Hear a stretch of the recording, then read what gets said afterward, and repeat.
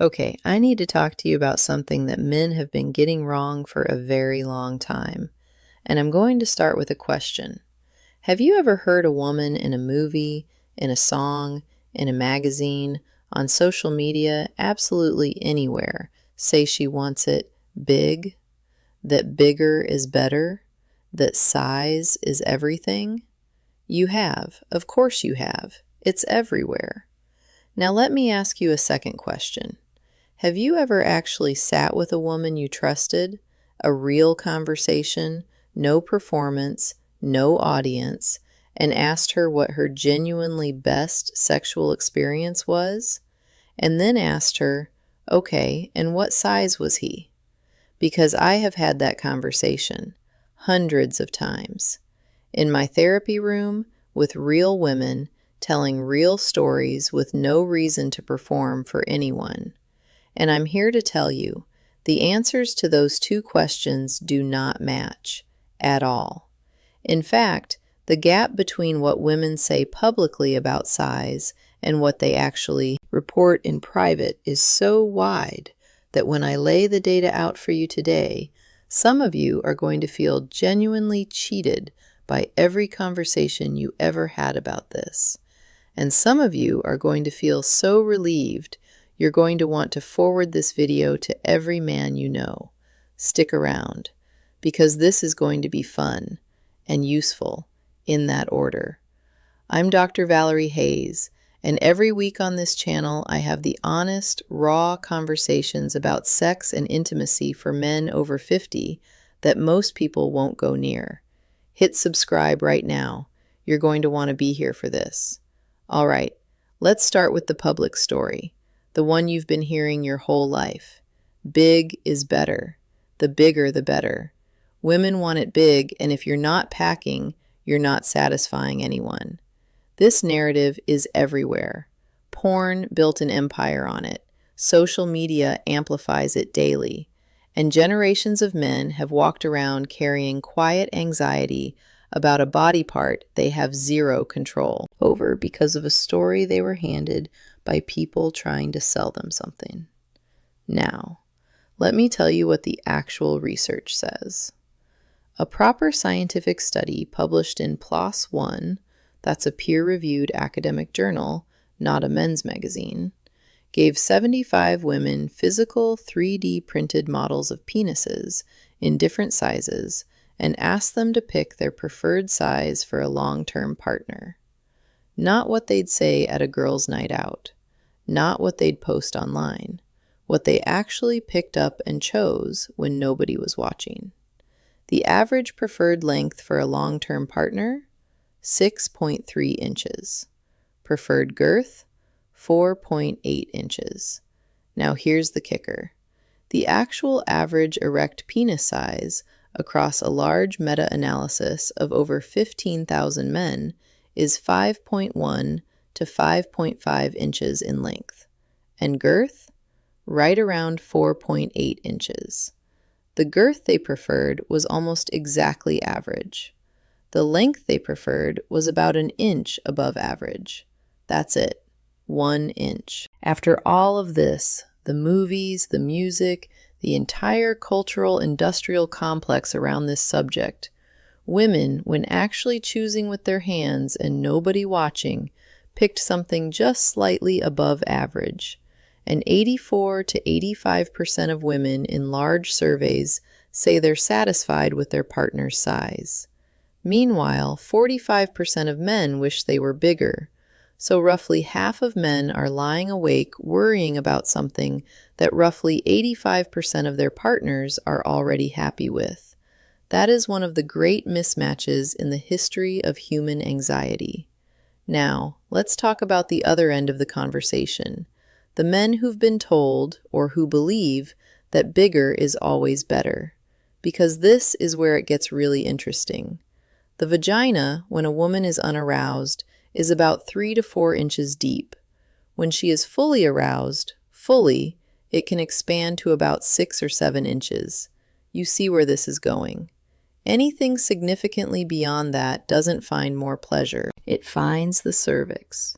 And hitting the cervix is, for most women, not a pleasure experience. It is the opposite of that. It is the kind of pain that makes a woman's entire body tense up and her brain quietly file the experience under things to avoid. And here is what happens physiologically when a woman's brain files sex under things to avoid.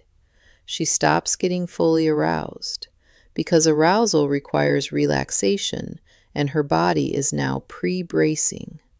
And when she's not fully aroused, the vagina doesn't expand fully, which means the experience becomes even more uncomfortable, which means she braces even more next time, which means she starts finding reasons not to. The headache, the early morning, the suddenly very urgent need to do laundry. Men with significantly large penises, and we're talking about men considerably above average here, struggle more in their sex lives than men with average size. Their partners quietly avoid intimacy. Some women end the relationship entirely, and the man who has been told his whole life that he has the thing everyone wants cannot understand why she keeps not wanting it. Well, now he knows. Research confirms this. Greater girth specifically increases the risk of pain at the vaginal opening for a partner, and greater length increases the risk of deep pelvic pain. The study on this wasn't done by people with an agenda. It was done by researchers trying to understand why intercourse is painful for so many women. And size, specifically above average size, kept showing up as a factor. So, bigger is not better. It is just bigger. And past a certain point, bigger is actually a problem. If you're watching this and you've needed someone to say this out loud for years, subscribe right now and share this with a man who needs to hear it. New video every week. Raw, honest, nothing held back. Hit subscribe. Okay, now let me address the anxiety on the other side of this. The men who worry they are too small. First, let me tell you what medically, clinically, scientifically, too small actually means, because the bar is much lower than the internet has led you to believe. The clinical term is micropenis, and a micropenis is defined medically as an erect length of 2.67 inches or less. Under 2.5 inches, that's the clinical threshold. That is what doctors consider small enough to potentially affect sexual function. And how common is that? Globally, it affects 0.6% of men, 6 in every 1,000, which means if you're sitting there worrying that you might be too small, the overwhelming statistical probability is that you are not anywhere near the clinical definition of the problem you're worried about. The most sensitive nerve endings in the vagina, the ones that actually produce pleasure for most women, are concentrated in the outer third.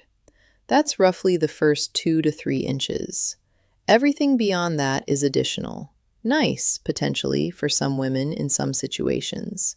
But the place where most of the sensation actually lives, you are reaching it every single time. Now here's what matters more than any of this, and I want you to really hear it. The most memorable sexual experiences women report, the ones they can't forget, the ones they compare everything else to, almost never come down to size. They come down to what I've been talking about across this entire channel: the attention, the patience, the hands, the mouth, the time he took, the way he made her feel like she was the entire point of the evening. I've sat with women who left men with impressive physical endowments because the sex was consistently unsatisfying. And I've sat with women who describe transcendent experiences with men who would never win any physical measurement contest. The size of the tool is a fraction of the story. How it's used, and everything that happens outside of penetration, is the rest of it. And this brings me to the thing that actually determines how much pleasure she gets. And it has nothing to do with length. It's girth. When you look at what women's bodies actually respond to during intercourse, the stimulation of the nerve endings at the vaginal opening, the pressure against the clitoral complex, it is girth that creates most of that sensation, not length, width, the feeling of fullness, the stimulation of the outer third where most of the sensation lives. And girth, in the research, the average man is already right there. The women in that 3D model study picked almost exactly average girth, not porn star girth, not significantly above average, average.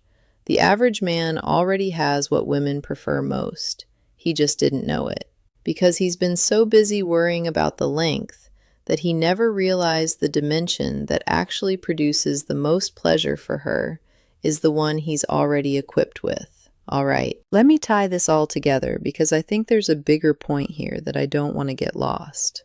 The size conversation is a distraction, a very effective, very profitable, very psychologically damaging distraction that has kept generations of men focused on the one thing they can't change, while completely ignoring the many things they absolutely can. You cannot change what you were born with. You can become extraordinary with your hands. You can develop an oral game that women talk about for years. You can learn to read a woman's body the way I've described across this channel. You can build the kind of slow, attentive, patient intimacy that makes a woman feel like she's never been touched properly by anyone before you. None of that requires size. All of it requires the willingness to stop worrying about the wrong thing and start developing the right skills. And if you want to know what those skills actually look like in practice, the specific things that give a woman the kind of pleasure she doesn't forget, the videos on this channel cover them in more depth than you'll find anywhere else. Go through them, watch them, use them, and the fully unfiltered version of what hands and mouth can do, said in the explicit detail this platform won't let me get into here. That's in my newsletter. Said exactly as it needs to be said. Free. Link is below. Before I go, a quick summary for the men who skipped straight to the end, which I understand. No judgment. The size women prefer for a long-term partner? Barely above average. The size that causes problems? Significantly above average. The size that's actually too small to function, under 2.67 inches erect, affecting less than 1% of men globally. The thing that produces most of the pleasure during intercourse? Girth, which the average man already has. And the thing that makes sex genuinely unforgettable? Everything that happens before penetration even starts. You're probably fine. You were probably fine this whole time. And now you know exactly where to put your energy instead.